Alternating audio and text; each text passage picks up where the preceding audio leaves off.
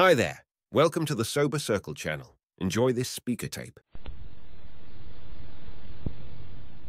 Yes, come on back here.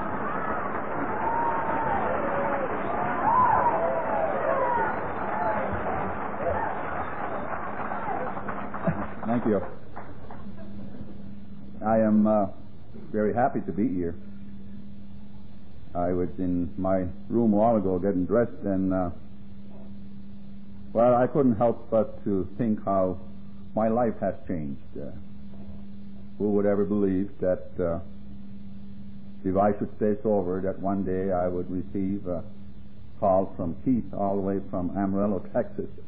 I never heard of such a place. And I have one of the twins who I call him an intellectual, and he looked it up and he said, it's in Texas all right. But I was sitting there thinking how my life has changed. If someone had told me when I first was invited to Alcoholics Anonymous that if I should stay sober,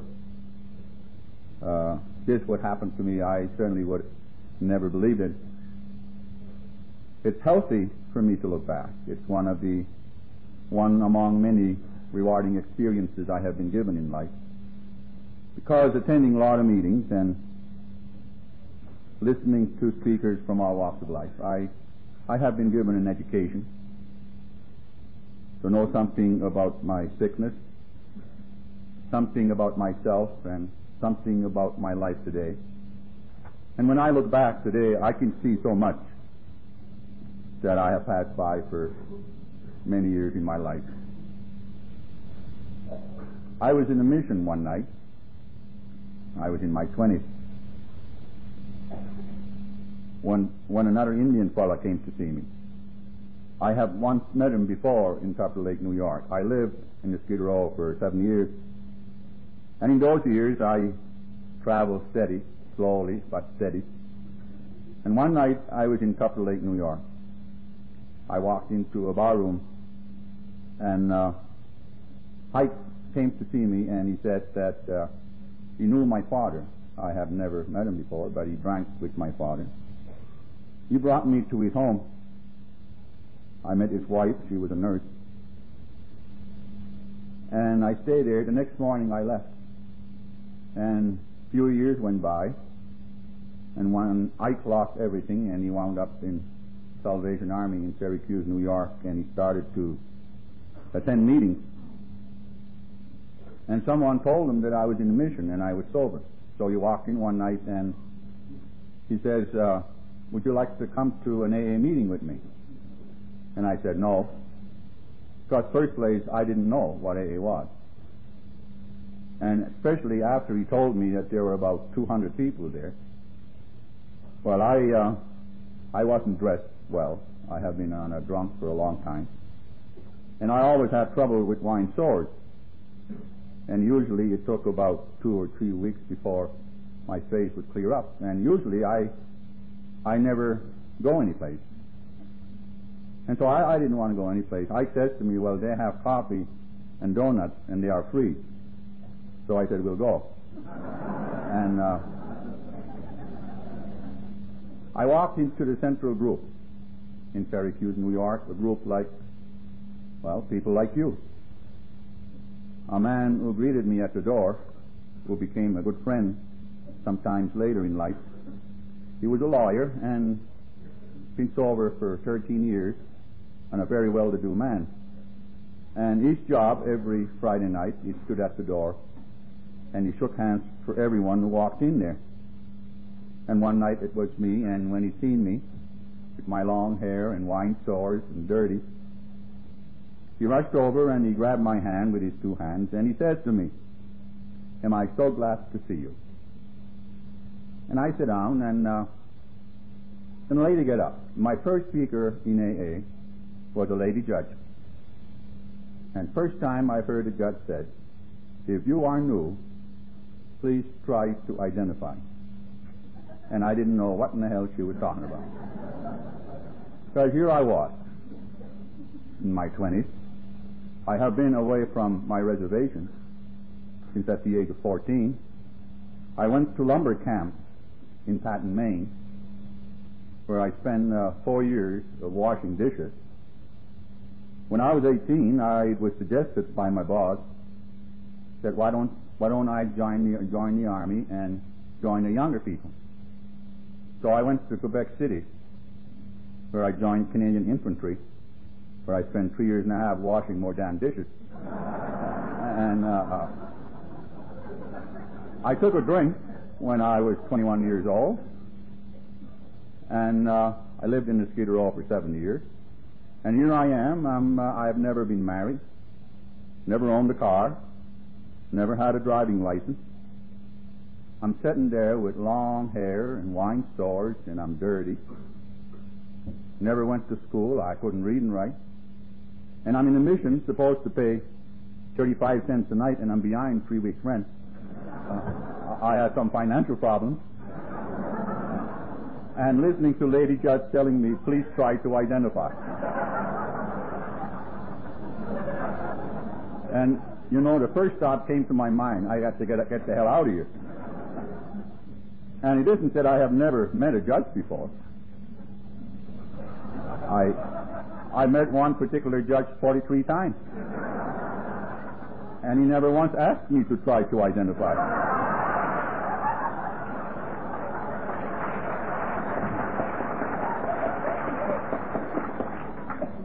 Last time we met, I thought it was very touching. He calls me John. And night before, I have just accepted Christ as my personal Savior. I was in a mission trying to get a bed. And Tom, who runs the mission, if you go to services, he'll always give you a bed. So I was sitting there when a fellow got up, and he said that for many years he was a bum just like us. Must have been a very spiritual man. He said one night in this mission, he accepted Christ as his personal Savior, and since then, his entire life has changed. He got married, bought a home, just bought a new station wagon. He has a nice job. I guess he kind of touched me. He said, any of you boys can do the same thing. All you have to do is move forward and accept Christ as your personal Savior. Well, I didn't thought that it was so difficult to do. So I moved forward, and I didn't know anything about the Christ he was talking about. The 4 years that I spent in lumber camp, I used to listen to lumberjacks talking about him. And by the time they finished with him, you wouldn't believe him either. But this guy was sincere. I kneeled down, and he kneeled down next to me, and he said, son, you're saved. Well, next morning, I'm facing a judge, and one look at judge, I knew damn well I wasn't saved.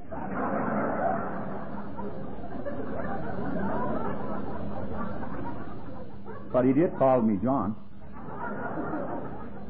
He says to me that the Fayette Park, you're in the city, that's for the decent people to go there on Sundays. It's not a place for people like you.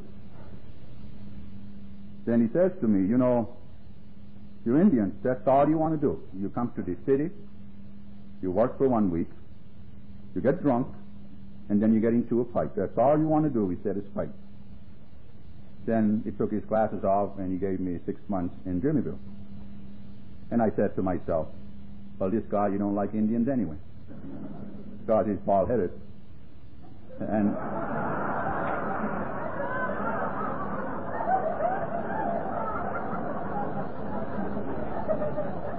I figured maybe my great-grandfather got to him first, and he has a big back.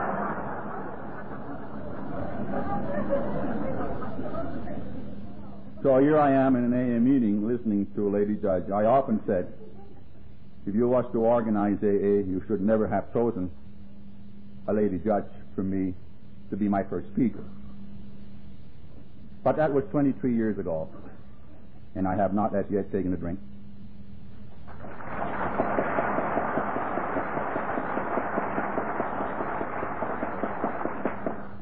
Right after the meeting, I was ready to leave because it takes a lot of understanding in AA and a lot of people who care before before you can remove a lot of things about your life that cause you to feel, like Betty said this morning, I'm different. And one of the beautiful things about my life that I really don't know too many people here. I know Joe from Arkansas, that you will be your speaker tomorrow morning, who is a friend of mine. I have heard Jim, who is the best speaker I've heard in AA, will speak tonight, and a couple of other people. But the first thing I experienced when I walked in yesterday was a feeling of belonging. It is something that I have experienced in Alcoholics Anonymous the very first night I came here, because as I was leaving, and I was leaving, because the lady judge made me very uncomfortable. In the first place, I didn't understand what in the hell she was talking about. I memorized her talk 2 years later, and I still didn't understand what in the hell she was talking about. She would start her talk by saying that it's a mental obsession that precedes the first drink. And once you take a drink, now it's coupled with a physical compulsion. And I said, holy Christ. I used to say, if I have her disease, as sure as I clap. But I didn't.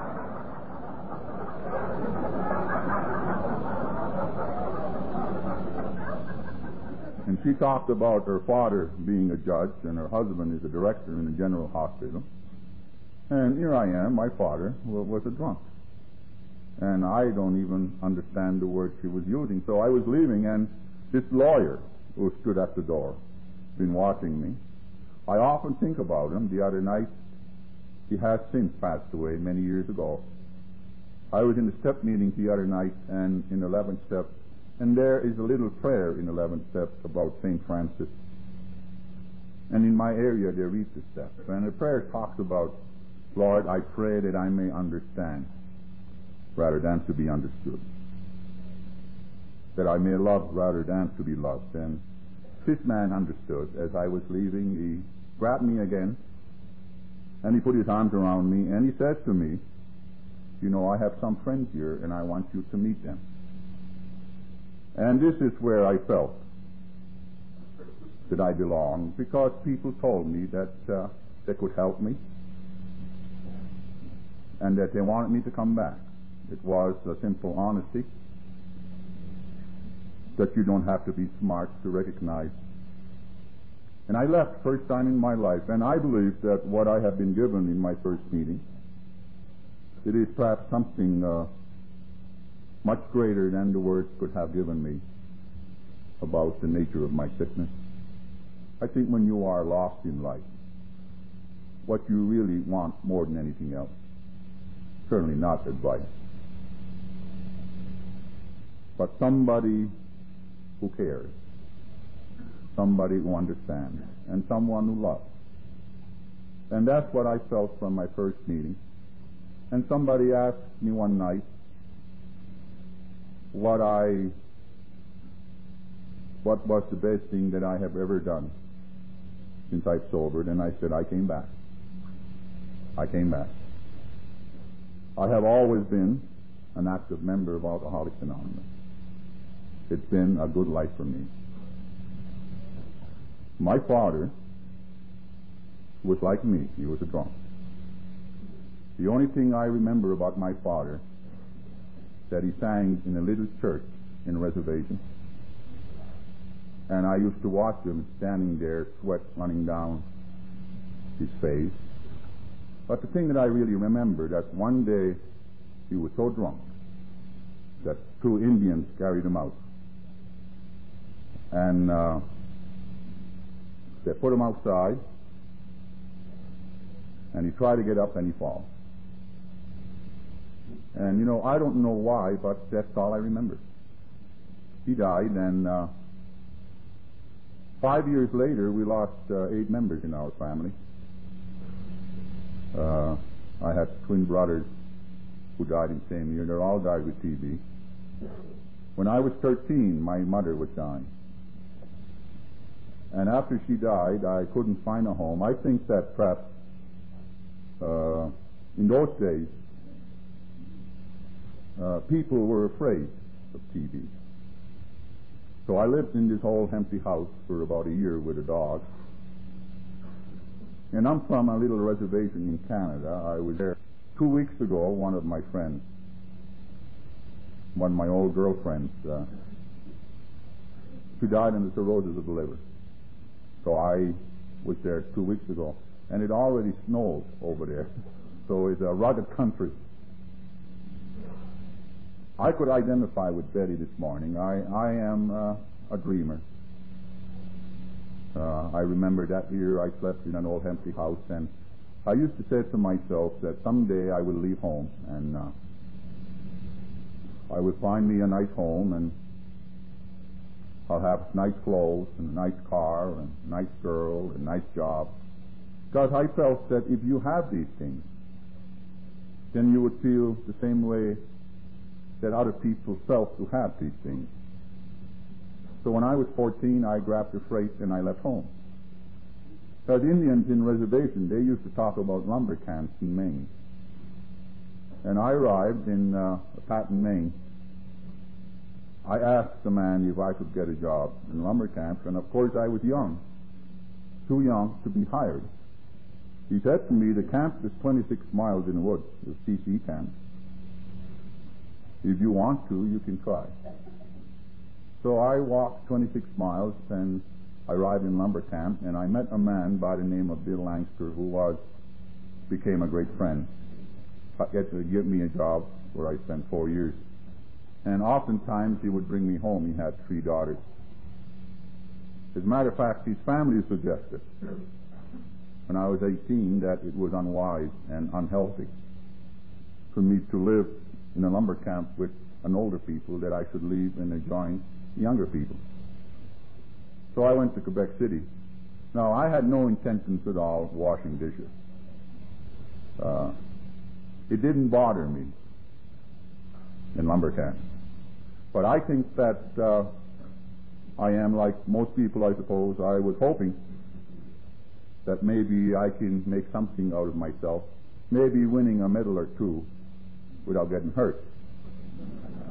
Because among many things I have learned in my recovery, that I'm an extremely sensitive person. I get hurt easily and I don't suffer well. I didn't realize that if you don't have no education, you couldn't go on training. And I joined the Canadian Infantry, and they gave me a job washing dishes.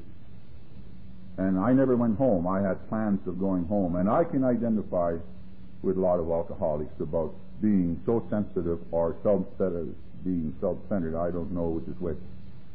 Whatever it was, that it was so unhealthy within me that I didn't want anybody to know about it. I never went home.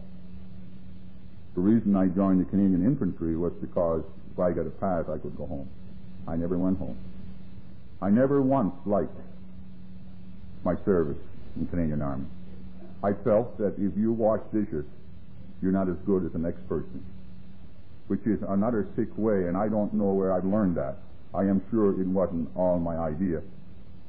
For our society has ways of playing games to people.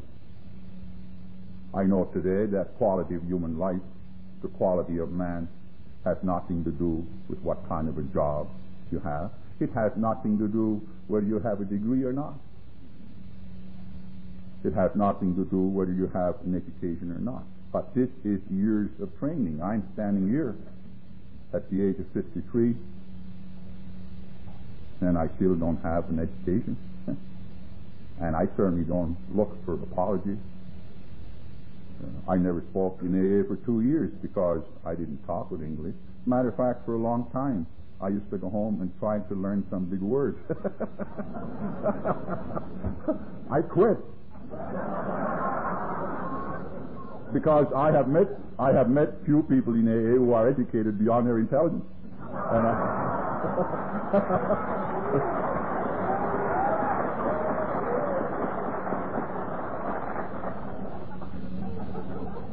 I have never taken to drink. Being a type of person I am, my father made a great impression I think it's kind of sick, not wanting to be like your father. And I didn't want to be a drunk. When I got my discharge, I was 21 years old, and I had a friend. He says to me, let's you and I go out and get dressed up. We had a few $100s, and we each bought a suit. Then he says to me, let's you and I go to a nightclub. We'll have a few drinks, and we'll meet some girls. And I liked that because I was 21 years old, and I had never been out with a girl.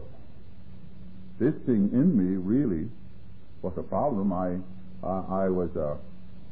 I guess I felt that someone might find out that I was washing dishes. And I didn't want anybody to know.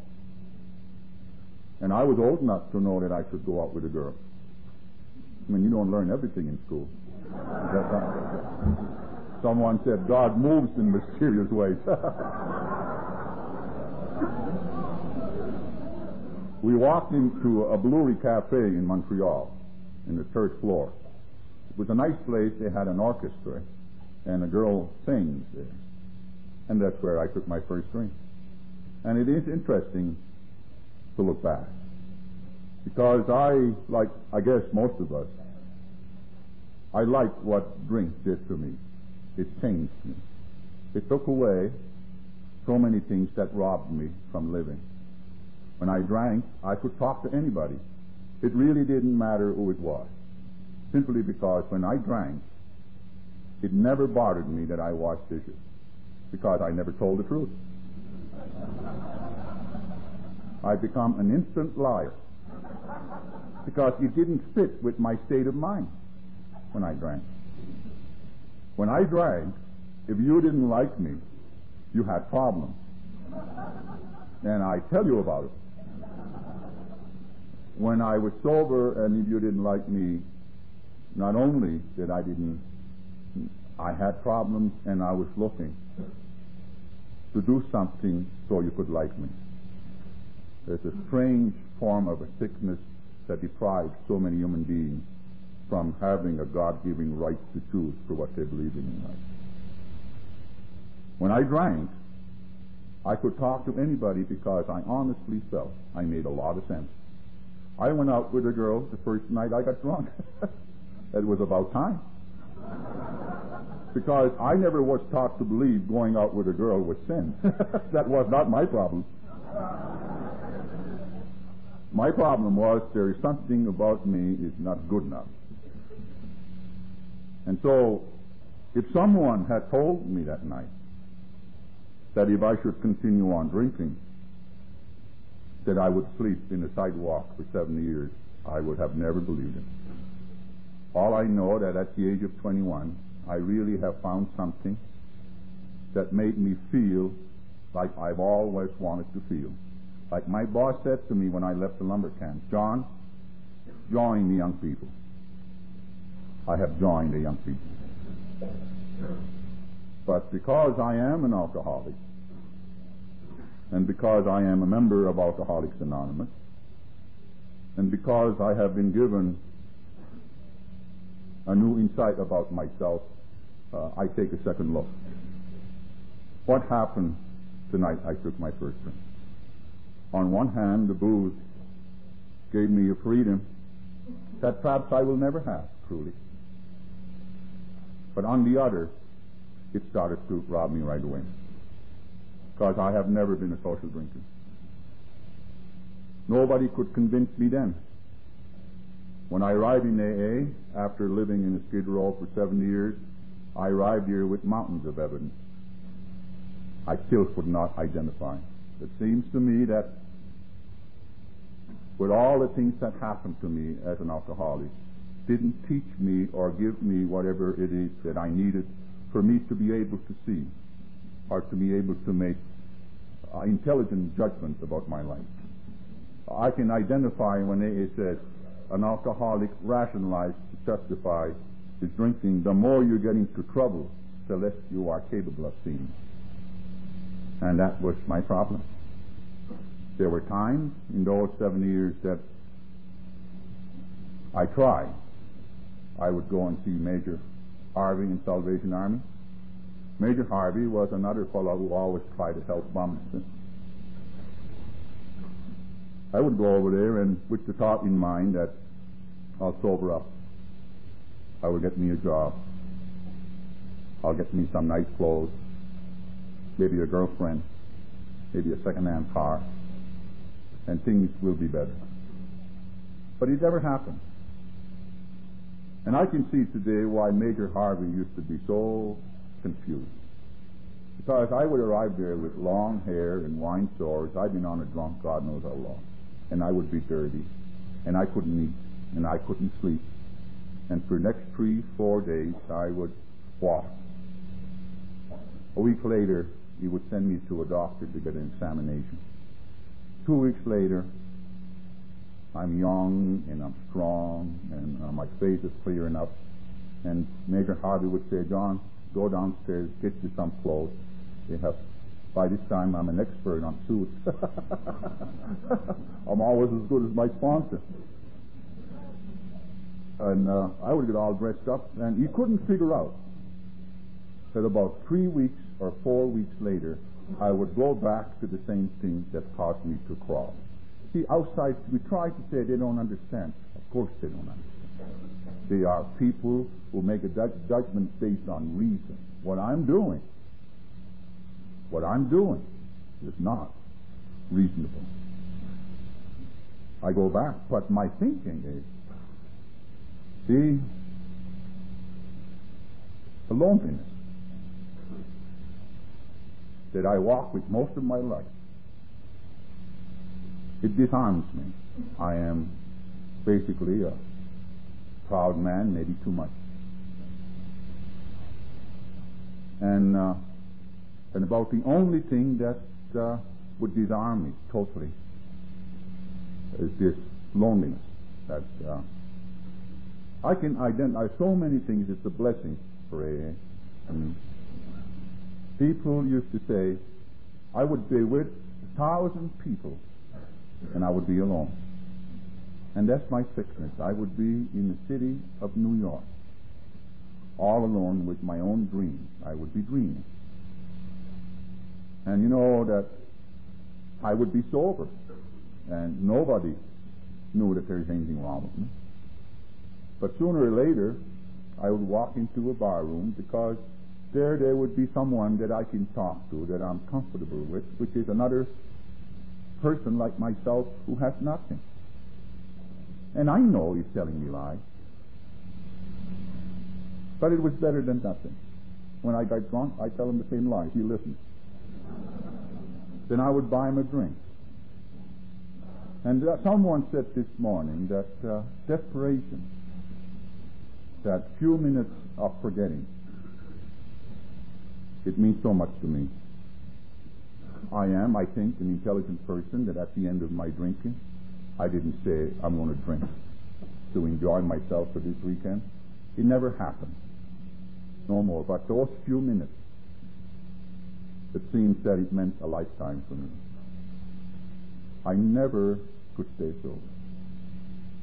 And I guess I am like so many. When the judge once told me that Park was for the decent people, he said everything that I felt about me. And I often wonder, did I believe because judge told me? Or is it that something I believed all my life? I think that I have a type of a sickness that has caused me to do things in life that made me believe that I was different.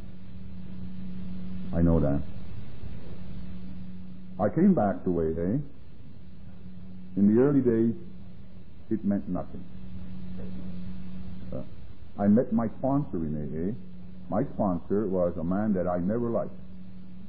He was a bum just like me, but he was a man with a degree.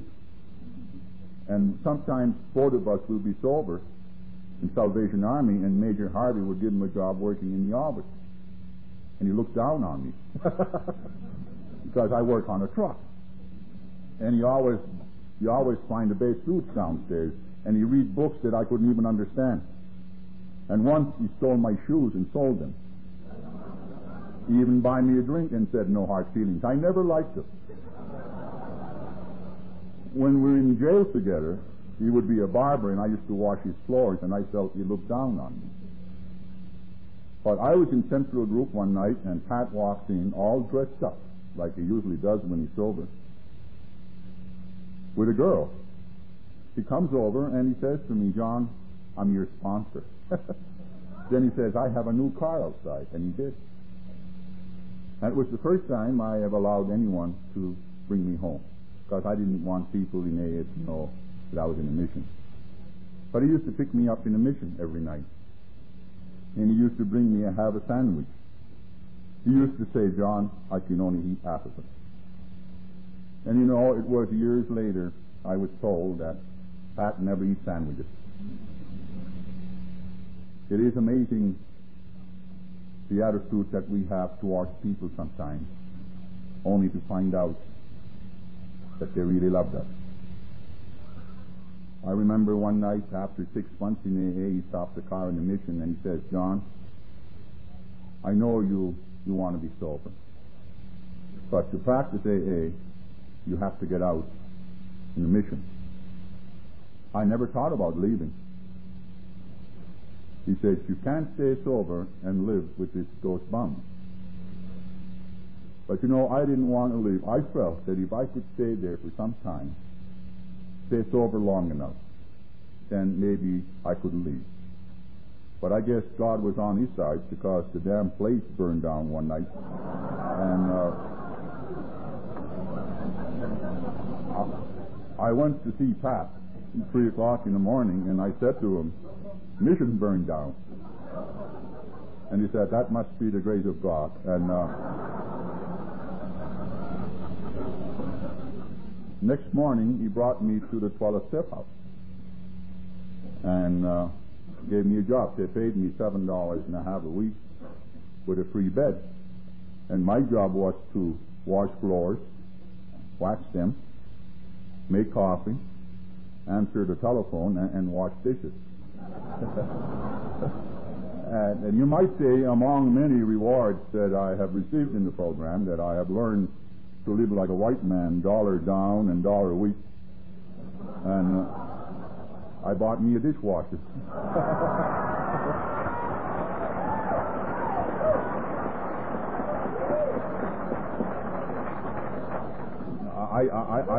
I still like to push the button today because it hums, and I say, "Hum, you cheap bastard," and whatever.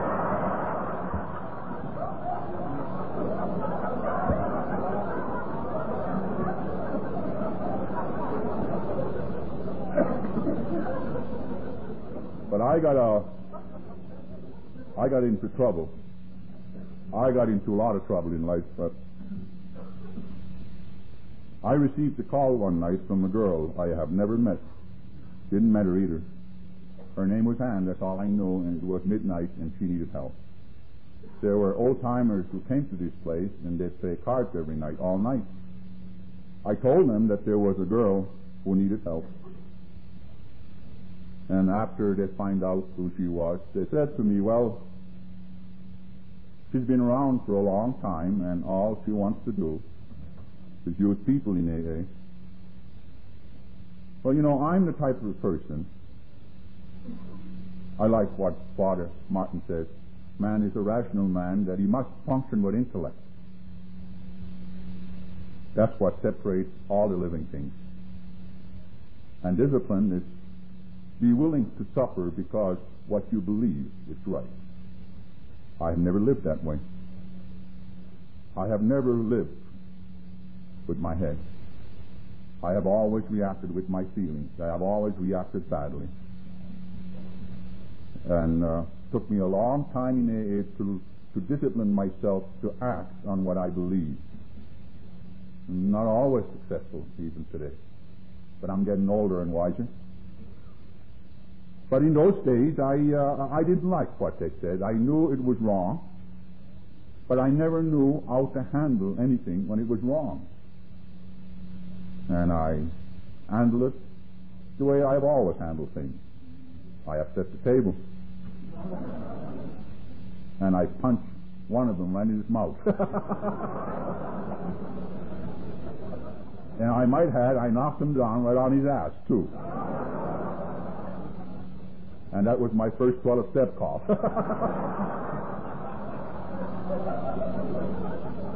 I have changed since then. Because they throw me out. They throw me right out. And I'm walking down Fayette Street, and I'm very mad. But thank God for sponsors. There are some people in the air, they're genuine people who care others.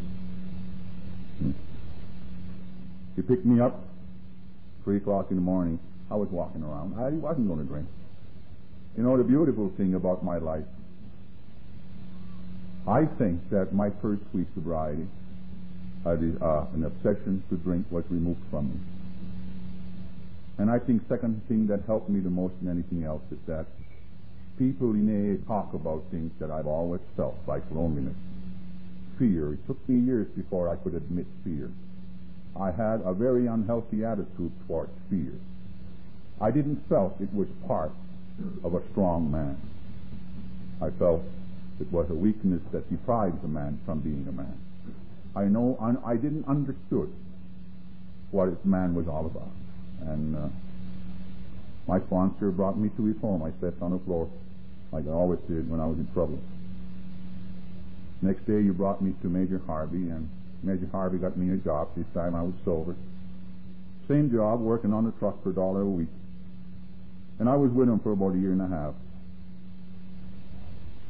And I started to travel. I went to meetings every night, and I started to travel, and I had a world directory. In those days, they weren't that big.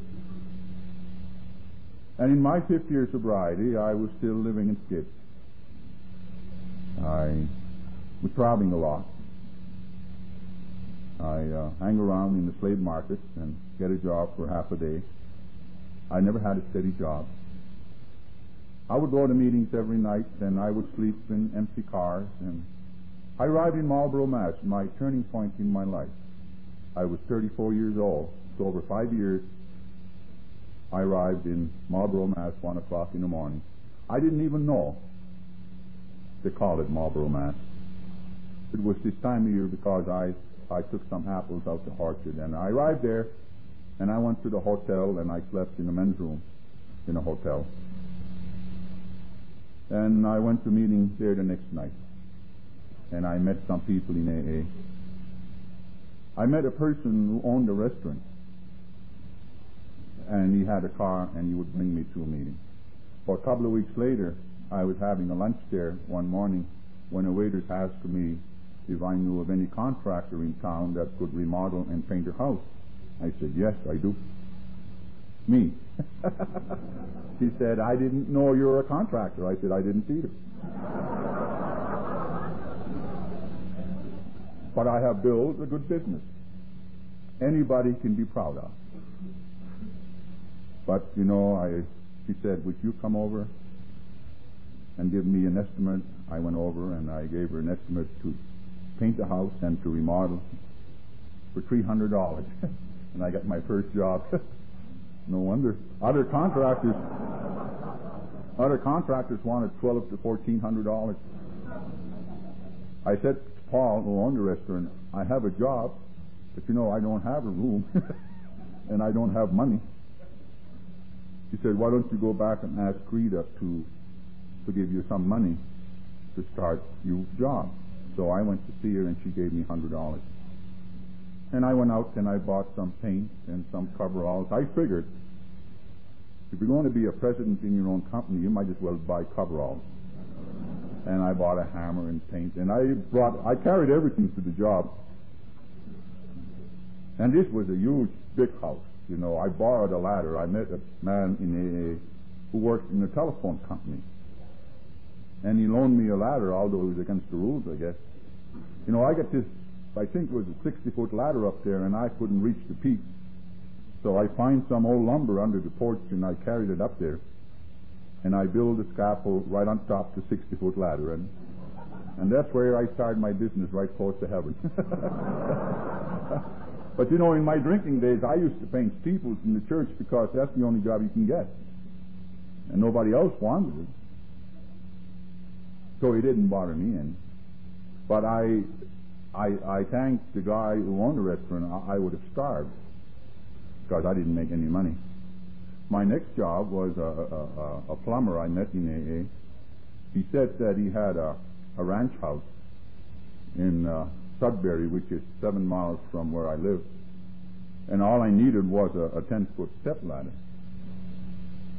So I put all my tools together and my coveralls and my drop cloths, washed dishes for 7 years and a half, living in skits for 7 years, never been married, never owned a car. Not too long ago I was sleeping in a men's room, and now she's telling me I have a good mind. Pretty difficult, you know. But I think what Betty said this morning about the second step says, come to believe. And that key that opens the door to find a new way of life starts in believing. And he says, all you need to do, just open your mind. Just open your mind.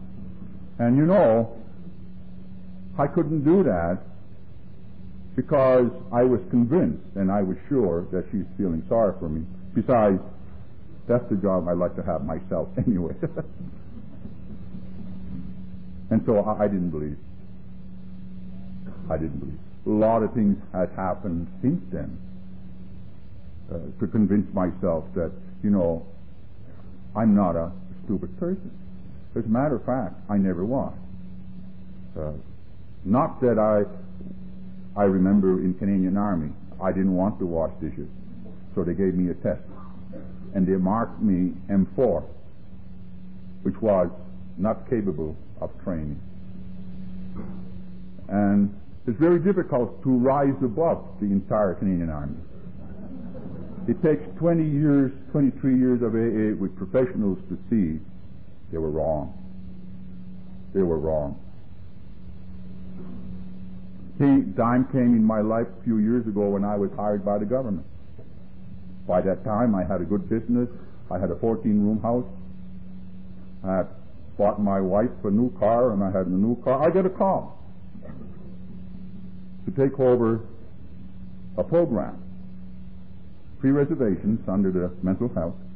The program's been there for 1 year, and they couldn't get anybody because whoever wrote it made a mistake by saying in the program that Indian has to be a director. And he has to be a PhD.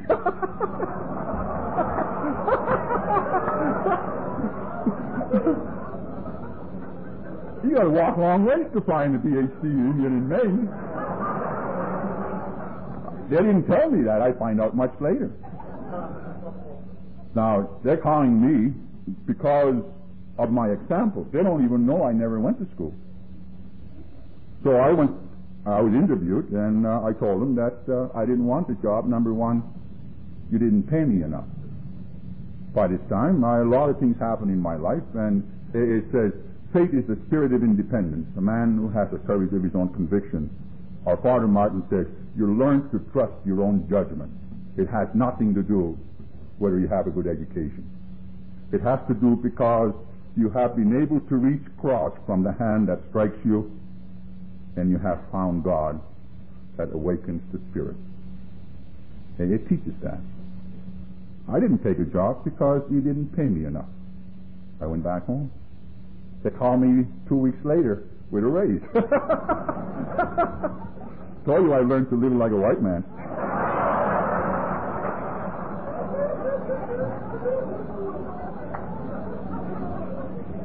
Well, they find out that I had no PhD.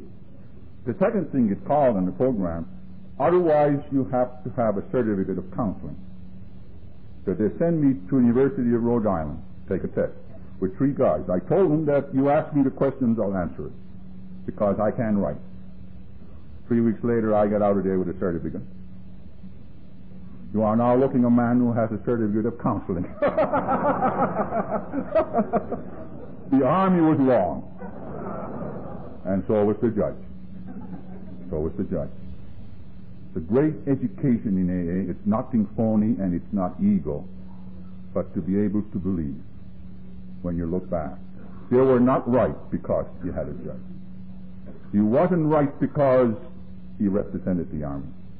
I have learned a lot of things about myself to be grateful who I am today. I took the job over there. While I was over there, I received a call from University of Maine. They have an adult education program and they want an Indian speaker. They paid $40 an hour. Would I be interested? I said I would. I went over there and I spoke for 1 hour, and I was so impressed with what I said, I gave them half an hour free.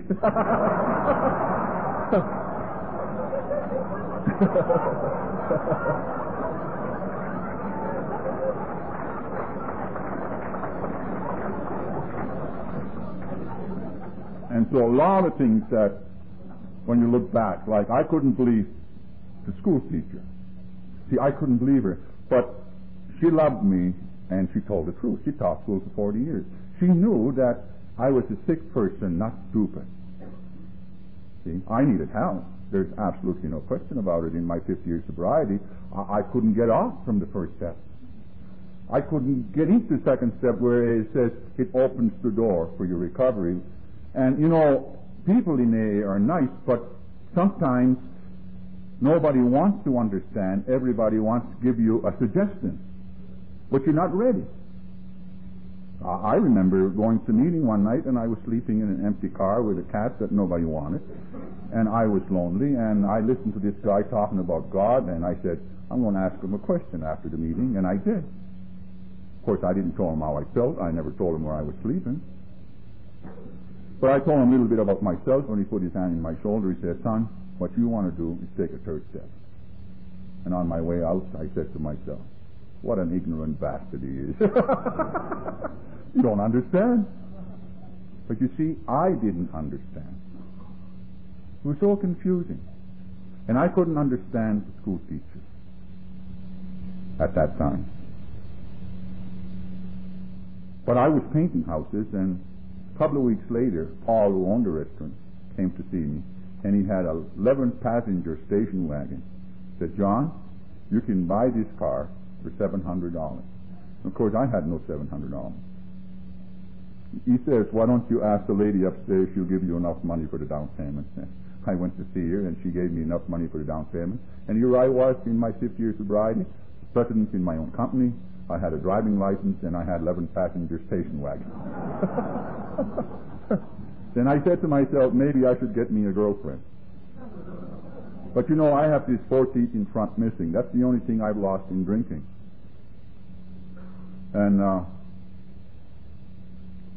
I lost them in Syracuse. In Syracuse, New York. I hanged around in the slave market.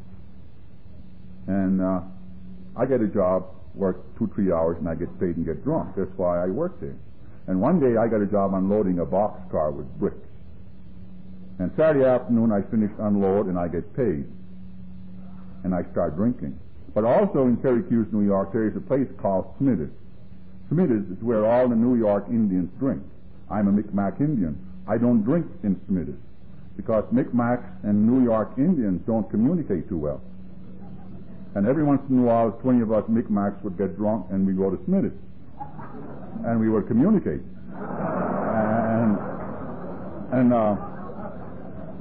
But I'm drinking, and I have long leather gloves that I've used in unloading a boxcar. Saturday afternoon, I felt strong, but I had no intention of going to Smithers. I'm walking by there. But somebody opened the door and threw the guy out. And that's where I met Smiley. Smiley is a little Irishman with a degree. He weighs about 100 pounds. So I picked him up and I said to him, what in the hell's wrong with you? He says, those Indians inside. Well, I said, they can't do that to you. And Smiley said, no, they can't. So I said to him, what do you say you and I go in there and clean them out? He said, it's a good idea. Now, talking about sick. So Smiley and I went in there. Well, by the Jesus, it wasn't a good idea. Because I woke up in General Hospital, and I lost 4 teeth, and Smiley sitting there without scratch. And you know, the years went by. And I wake up in jail, and I'll be all smashed up, and Smiley was sitting there without a scratch. But you know, it's funny how you don't see the things like Betty said this morning. Or, you know, sometimes you just don't see things. But he finally dawned on me one Sunday morning, because we're sitting there, and I'm so sick, and I'm all bruised. And Smiley, one way it was good. Because, you know, after a while, you know, in the early days, I loved drinking, and everything went with it. I loved battles, especially with cops. But at the end, the blackouts, you don't know yourself. You wake up and you try to figure out what happened last night, and that's very, very fearful. But Smiley was always with me, and I said to him one morning, how come, Smiley, I can get so messed up and you never have a scratch? He said, John, don't you know, he said, I'm a college man. Smiley never fought because he was a college man. And not knowing anything about college men, that's the way I figured. So here I was, my 4 teeth was missing, and I felt that you couldn't find a decent girl with 4 teeth missing. So I met a dentist in AA, and I'd been watching him for about 3 weeks. He looked mild. And that's the kind of person I wanted, because I'm a extremely sensitive person. You know, I get hurt easily, and I don't suffer well. So I said to him one night, I have a little problem. I wonder if you could help me. Well, he said, what's the problem? Well, I said, I'm looking for a girlfriend. But I have these 4 teeth in front missing. I want you to help me to put them back. So he gave me his card, and I called the secretary, and I went to see him, and I sat down, and he opened my mouth. And you know this guy, you want to pull 14 teeth? Before he gave me 4? And I said to myself, this is no bargain at all. I shouldn't. Then he said he has to fill the rest of them, and I said, how long that's going to take? He said, if you keep all your commitments, it'll take about 3 months. And you know, you learn in AA, you get what you need and not what you want. So 3 months later, I went to see him, and I got these teeth I have now. I was so happy, I rushed home, and I looked in the mirror, and I laughed for 2 hours. It was one of my gratitude. I was at the meeting one night, I met Mary. She says to me, someone told me that you have a new car. I said, a station wagon with 11 passengers.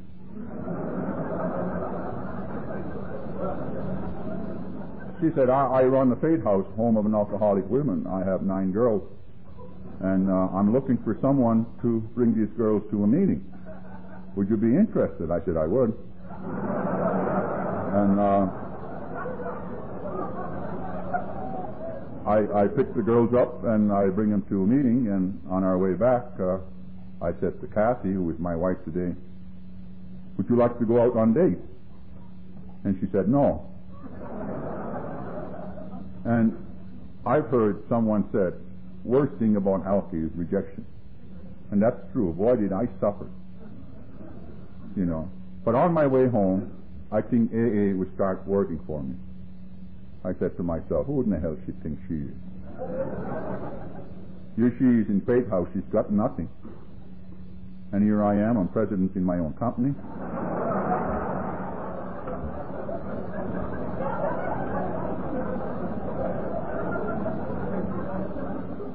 I own my own car and new set of teeth. Who the hell needs her anyway?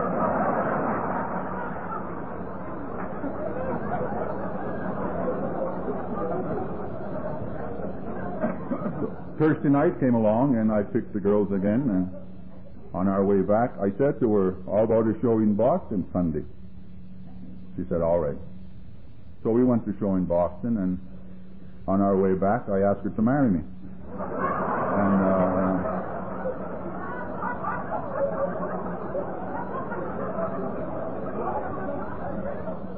she said, but I don't know you. And I said, it's all right. We still have 5 miles to go. We'll get acquainted.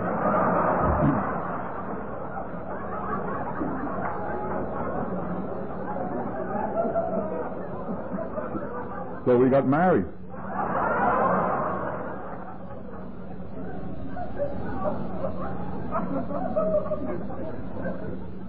We got married, and a lot of people in AA didn't thought it was a very good idea. But we stopped the car, and we counted our change. We had $85. That's all we had between the two of us. We didn't know where to go. My wife comes from a family where they don't like alcoholics.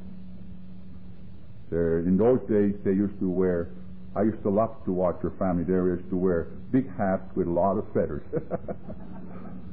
Not only they didn't like she was an alcoholic, but when they find out that she married an Indian without feathers, why did Jesus tell him like that?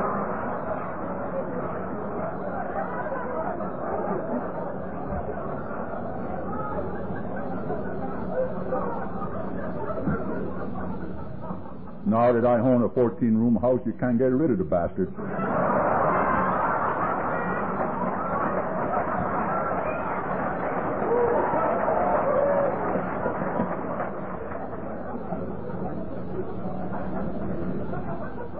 Kathy and I, we figured, we decided to go back to my own reservation. I'd been away 21 years. It was a very bad decision, simply because I knew nothing about myself. Emotionally, I have not as yet come to believe. It says the only way that you can balance your emotions is through a spiritual ingredients in life. I know nothing about it. We went back. There is something about, I think, that we all have a past. Some of us more painful than others. I don't know whether I was emotionally conditioned as such that I could not live with my past, or whether it is true that sometimes things happen in our past that we can't handle them. In my house, after my father died, we were poor. And when I was sleeping with my mother at the age of 13 when she was dying, I asked her one morning, if I was going to die too. She said, no. She said, you're different. You're very strong, and I'm so proud of you because you never cry. She said that because my family used to cry a lot. I have twin brothers who cry a lot because they were hungry. They went blind. My mother used to write notes to an Indian agent, and she would be wrapped them around my hands, and I would carry them 14 miles and walk back. And for those 5 years, I made a lot of trips. Something happened in my life that I never quite understand. It's not important. And when my family would cry, my mother would say, it's all right. And it's amazing that she never lost her mind. Had such faith. And I make many trips, but there was no food. The thing that caused me that I remember the most was the last time when she asked me to see an Indian agent because she wanted a jar of Vaseline. She's been in bed for a couple of years and she couldn't get up. And I carry a note. And I gave it to an Indian agent, and he read it and he threw it on the snow. And he shut the door in my face. And I learned to hate. And going home, my mother said it was all right. But when I hit that house where the Indian agent lived, something happened to me inside. And I never really understood it. And perhaps I never will. But it doesn't bother me anymore because, I talked about a prayer of St. Francis a while ago that I identify with lawyer. But it also applies to me. When he says, Lord, let me be the instrument of thy will, for where there is hate, I will bring love. Where there is sadness, I will bring joy. Where there is darkness, I will bring light. Where there is doubt, I will bring faith. Then he says, Lord, I pray that I may understand rather than to be understood. I've heard that a long time ago. Like I say, I'm an intelligent person. A long time it takes me to understand. But if I'm going to walk with God, then first of all, I have to do what I'm asked. Hate is separation of God, whether it's justifiable or not. No man grows with hate. Hate is a tool of self-destruction. I had a lot of it. When I was sober, I strike in. When I was drunk, I strike out. And I didn't give a damn what I hit. I have always been like that. Then it taught me something. Father Martin says, learn to live with your head. And you know, among many wonderful things that I have in my life, I don't hate. I just don't hate. Amazing. I have always loved people. I have never once let go out to hurt anybody. I believe that. I've hurt a lot of people. But I have never intentionally gone out to hurt. No more than I would do today. But I didn't know it. So here I am, back to reservation. And I took off. Kathy and I took off. We arrived in back to Marlborough. We had $35 left.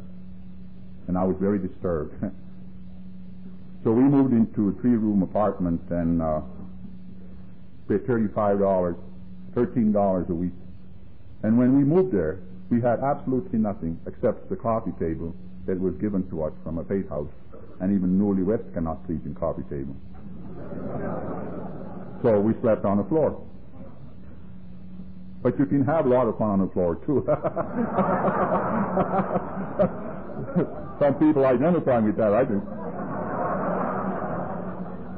I spoke in White Plains, New York at one time. Even Alfie's are rich over there. And I mentioned the fact that you can have a lot of fun on the floor, and after the meeting, this rich older lady, she says to me, young man, I don't know how much fun you can have on the floor, she said, but I know you can have a lot of fun on the Oriental rug. So I said to her, at least you identified. So Kathy and I moved into a 3-room apartment, $13 a week, and I said to her, you know, I would like to have a boy because I'm the only one left. And if you give me a boy, I'll buy you a diamond. What a thing to offer a girl when you're sleeping on the floor. But you know, the beautiful thing about Kathy and I, she was sick enough, so she believed me. And this Christmas, she was in a hospital waiting for a boy, and I walked into a bank. First time in my life, I wanted $200, and they wouldn't give it to me because I didn't have a collateral. And you know, I didn't even know. Nobody in AA talks about collateral. I didn't know what in the hell it was. I was smart enough to say, well, what is it? I didn't say that. I went to see my friend Paul, and I told him about collateral. Well, he said, John, what you want to do is pray. I said, Christ, Paul, they don't need God, they need collateral. And that's another thing you got to watch in AA. We can tell ourselves lies by thinking that everything comes by asking God. I don't think so. I think that we are so fortunate that it was God who gave us a free will to choose. And I think faith is a choice from a free will of man.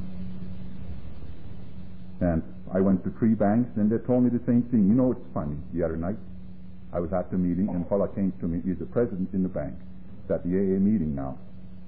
He says, how come you never come to see me in my office? You walk into my bank all the time.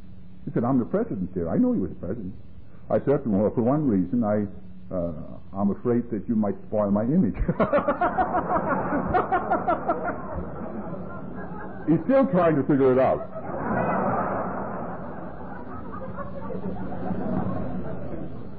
But they wouldn't give me $200. So I went to Hudson, and I met a gentleman over there who was retiring that year. And I told him the story about my wife and about baby. And well, he said, I don't loan money that way either. He said, but I've always tried it myself when I've seen an honest face. And he says, well, how much do you want it anyway? And he sounded so good. I said, $400. And I got the money, and I walked into the jeweler store, and I said to Alan, give me the best diamond that you have. He showed me one. And I said, show me the cheapest one that you have. And he showed me one for $160, I guess. And I said, I'll take that. And he said, you want to charge it, of course? I said, of course.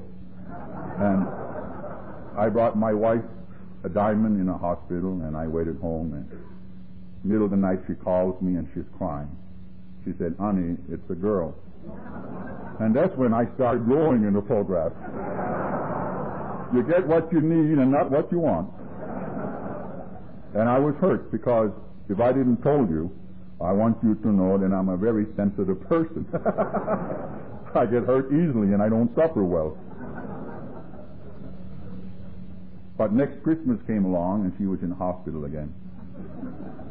I received a call and she's still crying. She said, honey, it's a girl. But by this time we told that example is our great teacher. So I went over to see her and I said to her, honey, don't worry about it. Just have an open mind and we'll try again. I learned that in the program. So next Christmas came along. My wife is in there again and I received a call and she's still crying. Now this time it's twin boys.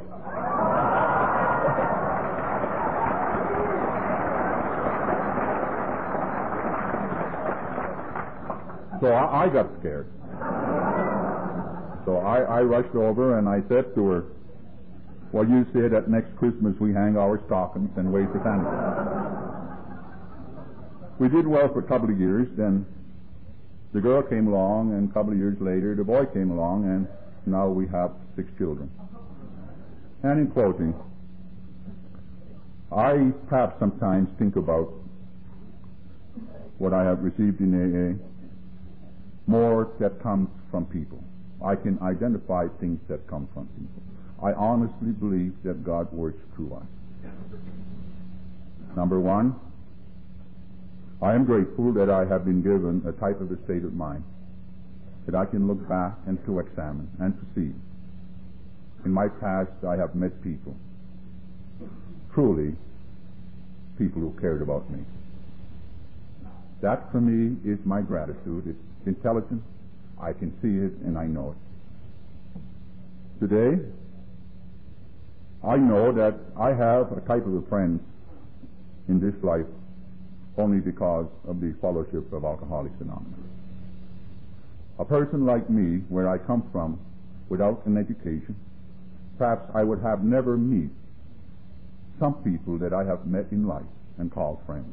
Society likes to play games with people. We don't, thank God. I have one friend who have just died. He was a real example for me. He died 7 years. He fought with cancer. He was a millionaire, professor in English, and professional wrestler. I have years ago met him when I spoke in Beach Hill Farm. He was a patient there. And someone was sitting there writing down everything I said. That was the first time I felt important. When he died, years of conversation in his room upstairs, there was piles of paper. A lot of them he said, and John the Indian said this. 2 weeks before he died, I went to see him, and his wife said he couldn't walk anymore. He loved Robert Frost, and he would love to teach me about Robert Frost, and I don't understand Robert Frost because he talks too well in English. And the only thing I know about Robert Frost, the little prayer he says, Lord, forgive me for all the little tricks I played on you, and I'll forgive you for a big one you played on me. But he would memorize it, and he would act like an actor. And when he knew I was coming, he would do that. And then we sit down and we would talk. The thing about it, one morning I was called on 12 step jobs, man and wife, who've been sober 40 years, I guess it was, but they're having a marriage problems, and I stopped by there. And I left very uncomfortable that day because there was so much yelling and fighting. So from there I went to see Gibby, and Gibby was on a wheelchair. And I walked in, and the thing that struck me more than anything else was the spirit of man. And I said, God, I said, I just left 2 young people. They have a swimming pool outside, make like a heart. They have 3 cars there. One sleep upstairs and one sleep downstairs, yelling. And here's this man dying. But his spirit is so rich. And you know, how many times I have been taught in AA, how many times I have heard about living for today, about how precious it is to have been chosen in this life to have a free will. And that faith cannot be camouflaged even with sickness of death. That there is something mysterious of those who have it. It seems that it has been said that God will take the worst just to prove to the world how powerful and how lovable He can be. How so true for us. It is that type of people. Number 3, to be invited here. When I was 34 years old, I was sleeping in a men's room in a hotel. The first thing that struck me when I walked into that room where I'm sleeping now, the bed is too big. I said, sometimes white men don't make sense. The bed is too big. And then I walk around over there 3 times last night, then I stop and say, Judge George, you would never believe this. Number 4, to be able to stand here, look about me, in my own eyes I see so many strange faces, but in my own heart I belong here. My life indeed has changed, but I repeat, it is my belief that God works best through people. It is my belief that it is with intention, that people should have right to choose, and God will never come in uninvited, because the essential ingredient that He must have for us to give is the free will, free to give love. And indeed, perhaps it was the best thing that ever happened to me the night I walked the doors of Alcoholics Anonymous. When I was in Maine, Channel 5 called me one time. They said, you have a news for us. I said, I do. They came over and they interviewed me for an hour and a half, and they made a special. They took pictures in reservation. They showed it at news for 3 nights in Massachusetts. People liked it so much, they made it special. And Steve Shaw won Award of the Year on the special that I taught half of that. A year later, I received a call from Sonia Hamlin, a lady who has an hour show in Boston. She said, Steve, we're celebrating a special. We want you to come here to celebrate with us. And here I am. If you see me laying in the sidewalk for 7 years with long hair and wine sores and dirty, would you believe that this could happen? I suppose, on the other hand, if you see me laying there with long hair and wine sores and dirty, you would never say, now their lives are perfectionist. I mean, you're not that smart. So I arrived at the airport to celebrate my special, and they picked me up. When I talk about white man, they brought a car that had about 8, 9 seats, and I'm all alone. I was looking for who else was going to get in there. So I get on and I said to the chauffeur, would you draw me around a Dover Street? He said, Dover Street is the Skid Row. I said, yes. He says, why? I said, you'll never understand.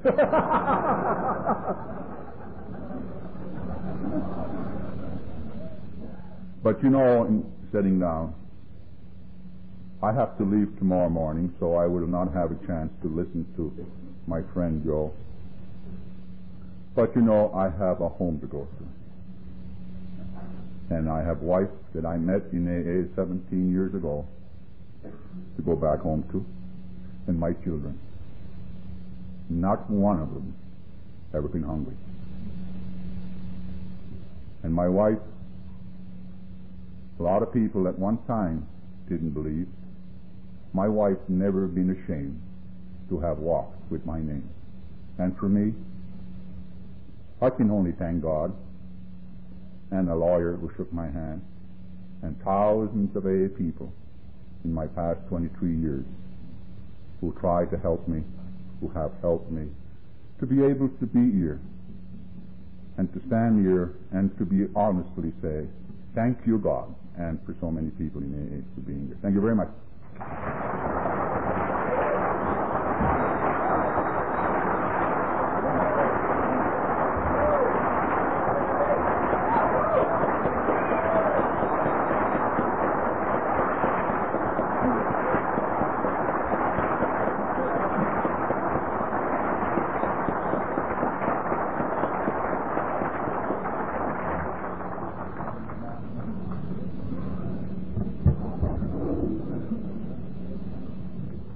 And we think we've got an AA story. How about that? Aren't you glad you came?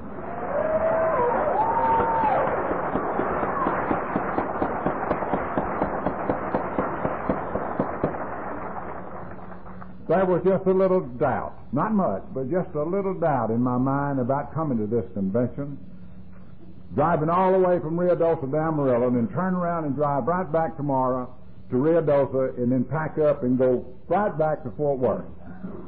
But I'm so glad I came. Are there any announcements? Don't forget the chairs. If you'll stand, we'll close in the usual manner.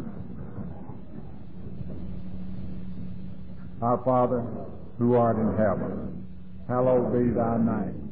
Thy kingdom come, thy will be done, on earth as it is in heaven. Give us this day our daily bread, and forgive us our trespasses, as we forgive those who trespass against us. And lead us not into temptation, but deliver us from evil. For thine is the kingdom, the power, and the glory forever. Amen.